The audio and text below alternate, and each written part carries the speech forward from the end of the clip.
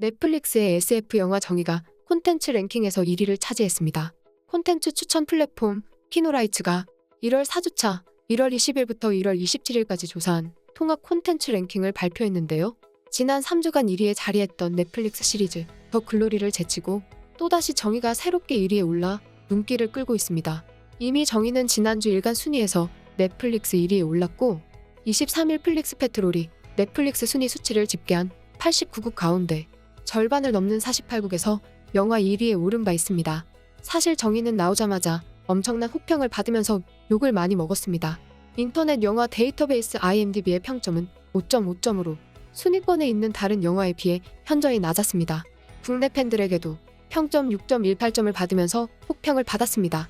연기나 설정에 대해서 많은 비판을 받았고 무엇보다 모성애로 풀어가는 한국형 신파의 회의감들 나타냈습니다.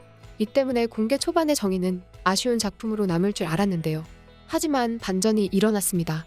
정의의 한국형 신파가 전 세계 시청자들에게 먹혀들었다는 것입니다. 이것은 최초 오징어 게임이 국내에서 비판받았지만 전 세계적인 흥행을 거둔 것과 비슷한 흐름인데요. 한 해외 네티즌의 평가가 이를 단적으로 증명해 주었는데 한 해외 네티즌은 정의를 보고서 29일 솔직히 이건 생각보다 괜찮았다. 끝까지 아기처럼 울게 만들었다. 인간 생명의 가치를 잊고 살다가 망할 수 있는 세상을 분명히 보여주고 있기 때문에 사람들은 매우 두려워해야 한다. 그리고 모든 일에는 이유가 있기 때문에 끝난다는 사실을 받아들인다. 라고 감상평을 말했습니다. 심지어 다른 해외 네티즌은 좋은 영화다. 이것은 액션 영화가 아니다. 이 영화는 우리의 미래, 기술, 인간에 대해 생각하게 한다. 시각 효과는 매우 훌륭했다. 라고 말했습니다. 그 외에도 이런 해외 평가들이 이어졌습니다. 이 영화는 액션 영화가 아니라 심오한 철학적 영화다.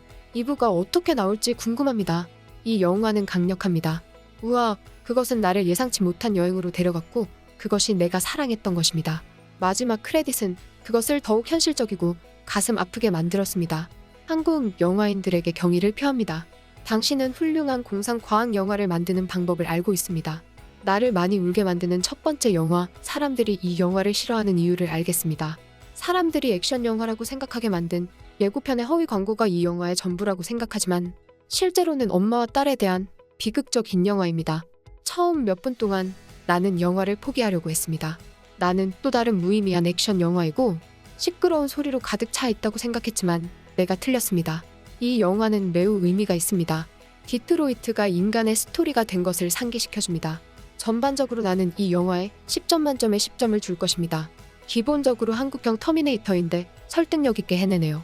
해외 네티즌들은 이 영화가 가지고 있는 한국형 신파라고 하는 감정과 더불어 미래에 대한 메시지까지 느꼈다면서 해외 시청자들은 이 작품은 좋은 작품이라고 평가했습니다. 분명 단순한 SF 영화나 액션 영화가 아니라고 했는데요. 또한 정의가 흥행되는 데는 정의만이 가지고 있는 장점이 많다고 했습니다.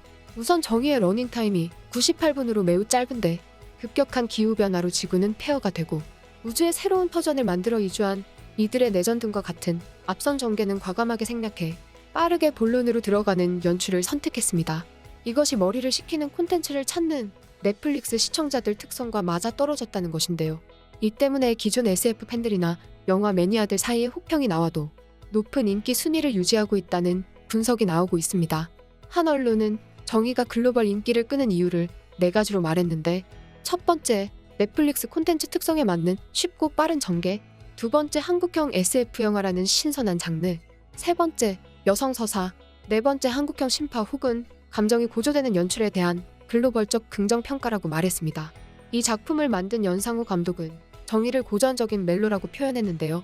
그는 SF라는 낯선 장르를 모든 사람이 쉽게 받아들이려면 보편적이고 어렵지 않은 주제를 내세워야 한다고 생각했다며 말 그대로 고전적인 멜로다. 신파라고도 한다. 시작부터 눈물을 흘릴 수 있는 고전적인 한국의 멜로와 SF를 결합하고 싶었다고 밝혔습니다. 한국형 신파라고 비판받았지만 연상호 감독은 이를 통해서 모든 사람들이 받아들일 수 있는 방식으로 SF물을 만들었다고 전략을 말한 것인데요. 이 전략은 어느 정도 성공했다고 말할 수 있는 상황이 되고 있습니다. 연상호 감독은 이 때문에 액션부터 미묘한 감정 연기까지 완벽하게 소화할 수 있는 배우를 찾았는데 베테랑 여배우 김현주가 작품의 중심을 잡아주었다고 했습니다.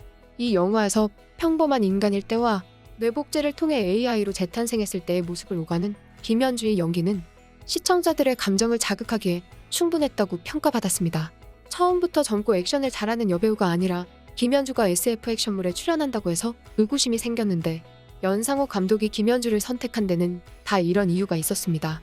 정의는 이 작품의 제목은 SF물이지만 한국적이고 고전적인 제목처럼 들리는데요. 그게 나오는 전투 AI가 정의이지만 처음에 이 작품의 제목을 알게 된 배우들은 정을 떠올렸다고 했습니다.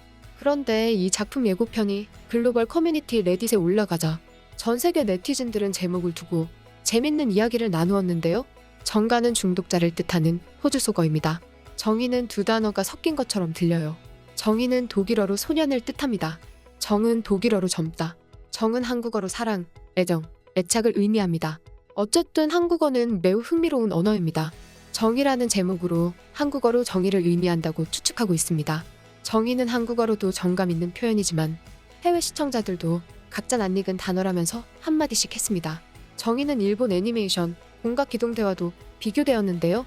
미래 사회에 대한 메시지에 대해서 많은 이들은 주목하면서 비슷한 작품으로 여기기도 했습니다. 그런데 최근 일본의 한 배우가 한 마리 큰 파장을 낳고 있는데요.